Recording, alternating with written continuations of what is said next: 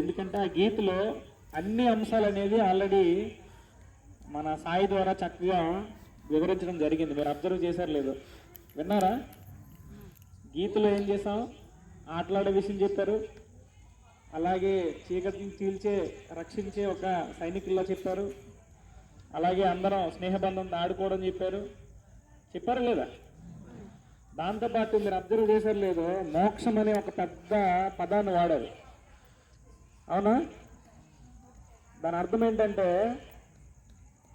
సాధారణంగా ఎన్నెన్నో పుణ్యాలు చేస్తాను, ఎన్నో దానాలు చేస్తాను, ఎన్నో మంచి మంచి కార్యక్రమాలు చేస్తే కానీ మోక్షం రాదంటారు. కానీ మన సంఘంలో ఉన్నటువంటి జ్యేష్ఠులు చెప్పిన విషయం ఏంటంటే మోక్షం అనేది త్యాగం వల్ల వస్తుందట. దేని వల్ల వస్తుంది? అలాంటి త్యాగం చేసే వాళ్ళే స్వయం సేవకులు అంటారు. సో మనమందరం చాలా అదృష్టవంతులు అని చెప్పొచ్చు. సరే, విషయం ఏంటంటే ఏదైతే ఈరోజు అందరం కలుసుకున్నామో దీని యొక్క ప్రధాన ఉద్దేశం ఏంటంటే కోజాగిరి అని అంటాం ఉత్సవాన్ని. ఈ కోజాగిరి యొక్క విశిష్టత అనేది చాలా ఉంది. మనకున్నటువంటి సమయం తక్కువగా ఉంది కాబట్టి మీకు ఒక 10 నిమిషాల్లో దీన్ని తెలియజేసే ప్రయత్నం చేస్తాను.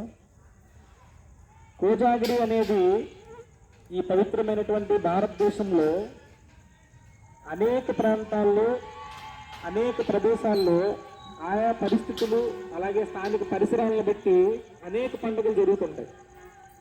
ఆయా పండుగలకి ఆయా ప్రదేశాల్లో చాలా ప్రాముఖ్యత ఉంది. అయితే మన భారతదేశంలో, ఈ పవిత్రమైనటువంటి భారతదేశంలో చాలా పండుగలు జరుగుతుంటాయి. కొన్ని పండుగలు మనం సామాజికంగా జరుపుకుంటూ ఉంటాం.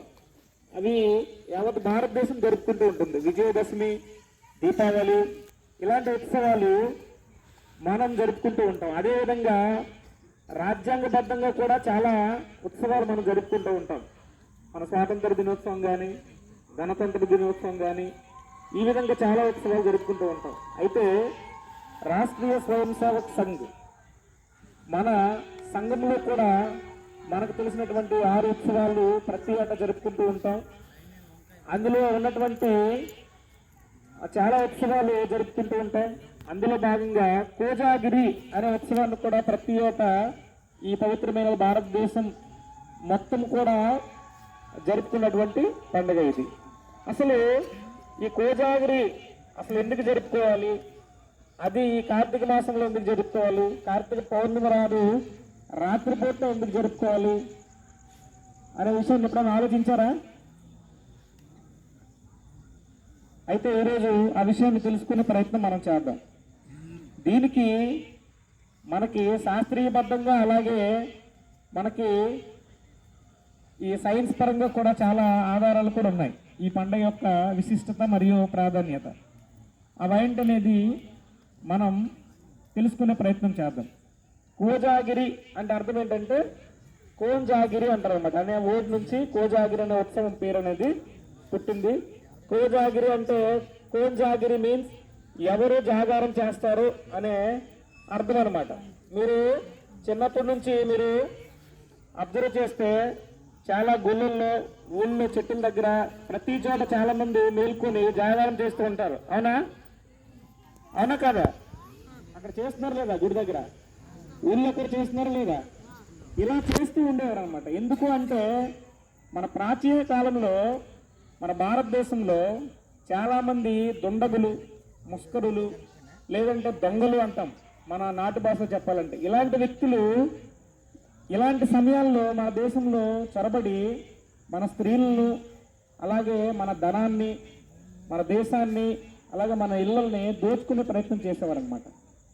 అలాగే మనల్లో కలహాలు పెట్టించడానికి చాలా ప్రయత్నాలు చేసేవారు అనమాట. ఇలాంటివన్నిటినీ కూడా నిర్మూలించడానికి కొంతమంది యువకులు ఏం చేసేవారంటే గ్రామాల్లో ఇలా జాగరణ చేసి కొన్ని షిఫ్ట్లుగా వేసుకునేవారు అనమాట. కొంతమంది పూర్తిగా చేసేవారు, కొంతమంది ఏంటంటే షిఫ్ట్లుగా వేసుకునేవారు అనమాట. అంటే ఏంటి, మెలకువగా ఉండి ఈ గ్రామం పైన కానీ మన ఇళ్ల పైన కానీ ఎవరైనా వచ్చినప్పుడు అందరూ సమూహంగా వాళ్ళని ఎదుర్కొని మన గ్రామాన్ని మన ఇంటిని మన ధర్మాన్ని రక్షించుకునేవారు అనమాట. దాని పేరునే మనకి ఏమన్నారంటే కోంజాగిరి, అంటే ఎవరు జాగారం చేస్తారు అని. ఇప్పుడు మనం అందరం ఏం చేస్తున్నాం? జాగారం చేస్తున్నాం అన్నమాట. ఈ విధంగా పుట్టినటువంటి ఈ యొక్క ఉత్సవం శాస్త్రీయం కూడా చాలా ప్రాముఖ్యత ఉంది.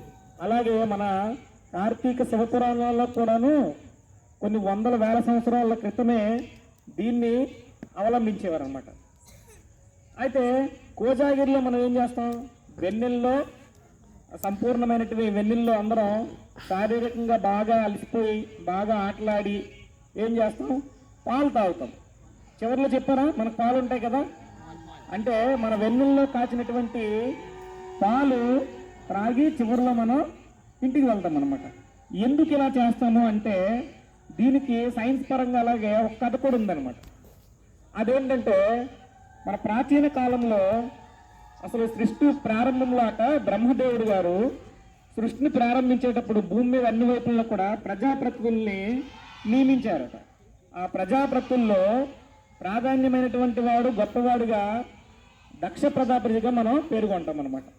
ఆయన ఈ యొక్క ప్రజాపాలన చేస్తూ ధర్మాన్ని అలాగే న్యాయాన్ని ఆయన అనుసరిస్తూ పాలన చేసేవారు అనమాట. ఇలా చేస్తూ చేస్తూ ఏమైందంటే కొద్ది రోజులు గడిచిన తర్వాత ఆయన కొంత సంపద, కొంత ఆదరణ, ఇలా ఆయనకి ప్రజా ఆదరణ లభించిన తర్వాత ఆయన యొక్క బుద్ధి కొంచెం మందగించిందనమాట. మన పెద్దలు చెప్పినట్టుగా ఇటువంటి లక్షణాలు ఎవరికైనా ఉంటే పతనం అయిపోతాడని మనం చెప్తూ ఉంటాం అనమాట. అలాంటి అంశమే ఈయన ప్రతినిధి అయినటువంటి దక్షునికి కూడా జరిగిందనమాట.